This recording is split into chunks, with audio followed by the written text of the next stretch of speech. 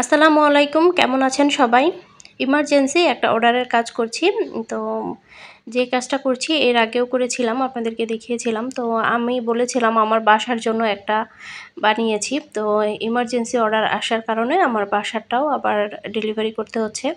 তো এখানে হচ্ছে আমি অফ ক্যামেরাতে বেশ অনেকটুকু কাজই সেরে নিয়েছি।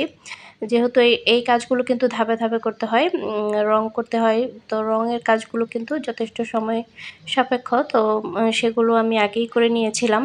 আর এখন কাজটা সেরে তারপরে হচ্ছে আজকে এটা ডেলিভারি করতে হবে। ডেলিভারি করে তারপরে রান্নাবান্না করব আর কি। তো এটা হচ্ছে একজন আপু অর্ডার করেছেন। ওনার মেয়ের প্র্যাকটিক্যালের জন্য লাগবে। স্কুল থেকে নাকি প্র্যাকটিক্যাল দিয়েছে ডিমের খোসা দিয়ে শোপিস বা যেকোনো কিছু তৈরি করার জন্য। তো এটা হচ্ছে উনি প্র্যাকটিক্যালের জন্য নিচ্ছেন আমার কাছ থেকে। আর এটা এত বেশি ইমার্জেন্সি ছিল, আমার কাস্টমার হচ্ছে আমাদের বাসার সামনে এসে তারপর হচ্ছে এটা নিয়ে গেছে। আমার হাসব্যান্ড দিয়ে এসেছিল। তো যাই হোক, এই কাজটা শেষ করে নিচ্ছি। তো যেকোনো প্রোডাক্ট রেডি করার পরে কাস্টমার যদি পছন্দ করে তাহলে কিন্তু নিজের কাছে অনেক বেশি ভালো লাগা কাজ করে। আলহামদুলিল্লাহ ওনারা এটা নিয়ে অনেক অনেক পছন্দ করেছেন।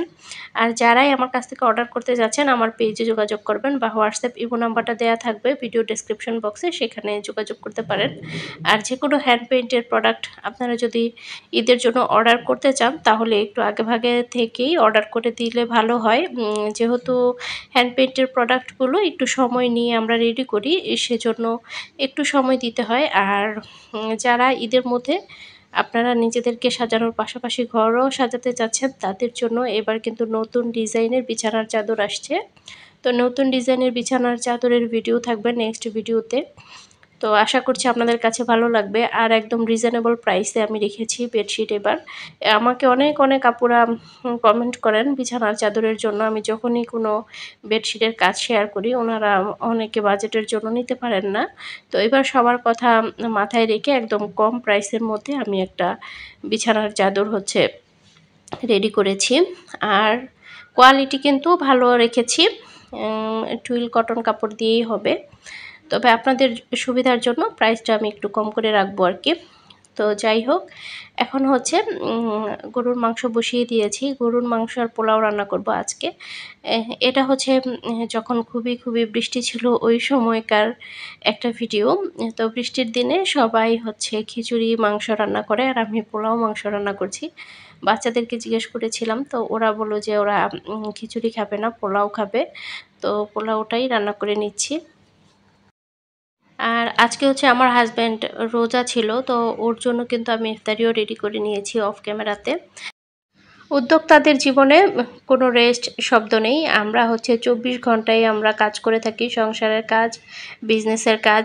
আর অনলাইন বিজনেস যারা করি তারা তো সারাদিনই আমাদের বিজনেসের মধ্যে সময় দিতে হয়। ঘরে বসে টাকা ইনকাম করা খুব সহজ, যতটা মনে করি আমরা আসলে ততটা কিন্তু সহজ না। আমরা যদি চাকরি করতাম বাহিরে বের হয়ে যেতাম সংসারের সব কাজ রেখে বা কাজ কমপ্লিট করে হয়তোবা আমরা আমাদের কর্মক্ষেত্রে চলে যেতাম, তখন কিন্তু আর সংসারের কাজগুলো করতে হতো না বা সংসার নিয়ে কোনো টেনশন করতে হতো না। আর এখন যেহেতু ঘরে বসে কাজ করি সারাক্ষণ 24 ঘন্টায় সার্ভিস দিতে হচ্ছে সংসারের কাজে, তারপর হচ্ছে বিজনেসের কাজে। তো যাই হোক, যে কোনো কাজ করি না কেন আমরা যদি সফলতা অর্জন করতে চাই তাহলে আমাদেরকে অবশ্যই পরিশ্রম করতে হবে। পরিশ্রম ছাড়া কোনো কাজে কখনোই সফলতা অর্জন করা সম্ভব না। আজকে হচ্ছে বেশি কিছু রান্না বান্না করতে ইচ্ছা করছে না, তো মাংস আর পোলাও রান্না করব। তো বেশি কিছু আর করব না, ইচ্ছা করছে না আসলে, সব দিন কিন্তু একরকম লাগে না।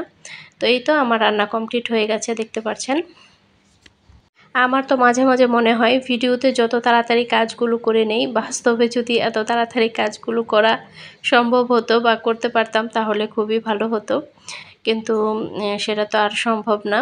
আমরা একটা ভিডিও কত এডিট করে ছোট করে আপনাদের কাছে শেয়ার করি, বাস্তবে কাজগুলো করতে কতই না সময় লাগে। তো যাই হোক, পোলাও রান্নাটাও হয়ে গেছে। আর আজকের পোলাওটা আমার কাছে বেশি মন মতন হয়নি, কারণ হচ্ছে মন মতো ঝরঝরা হয়নি, ঝরঝরাটা একটু কম হয়েছে। হ্যাঁ, এক এক দিন এক এক রকম অনেক সময় হয়ে যায়, কারণ হচ্ছে পোলাওর চাল তো আর আমাদের নিজের হাতের না, এক এক সময় এক এক রকম চাল আমরা কিনে নিয়ে আসি। তো হয়তো বা সেজন্য আজকে একটু নরম টাইপ হয়ে গিয়েছে। তো যাই হোক, খেতে কিন্তু বেশ ভালোই ছিল। আর এখন হচ্ছে শসাগুলো কেটে নিচ্ছি। আর আমার হাজব্যান্ড যেহেতু রোজা ছিল, তো ওকে হচ্ছে আমি একটু আগেই খাবার দিয়ে দিচ্ছি, ও আগে খেয়ে নেবে। কিন্তু ওর অভ্যাস হলো ও কখনোই একা খাবে না, একা খেতে পারবে না। আমি ওকে আগে দিয়েছিলাম খাবার, কিন্তু পরবর্তীতে ওর সাথে আমাদের সবাইকেই খেতে হয়েছে। একা আমাদেরকে রেখে কখনোই সে খেতে চায় না। ওর কথা হলো সারাদিন পরে একবেলা সবার সাথে বসে খাবে রাতে। তো যাই হোক, রান্নাটা কেমন লেগেছে আপনাদের কাছে কমেন্টে জানাতে পারেন। তো খেতে কিন্তু খুব ভালো লেগেছে, সবাই অনেক বেশি পছন্দ করেছে। ভেবেছিলাম আজকের ভিডিওতে আপনাদের সাথে একটা ডিআইওয়াই শেয়ার করব, সব কিছু রেডি করে রেখেছিলাম, কিন্তু সময়ের জন্য আর করতে পারিনি, সময় কুলিয়ে উঠতে পারিনি। মেয়ের পরীক্ষা চলছে, তাই অনেক বেশি ব্যস্ত। আসলে বাচ্চাদের যখন আমরা স্কুলে দিই, ওই সময়ে কিন্তু আমাদের ব্যস্ততা অনেক গুণে বেড়ে যায়। তো যাই হোক, ভিডিওটি আর বাড়াবো না, আজকে এখানেই শেষ করছি। সবাই ভালো থাকবেন। আল্লাহ হাফেজ।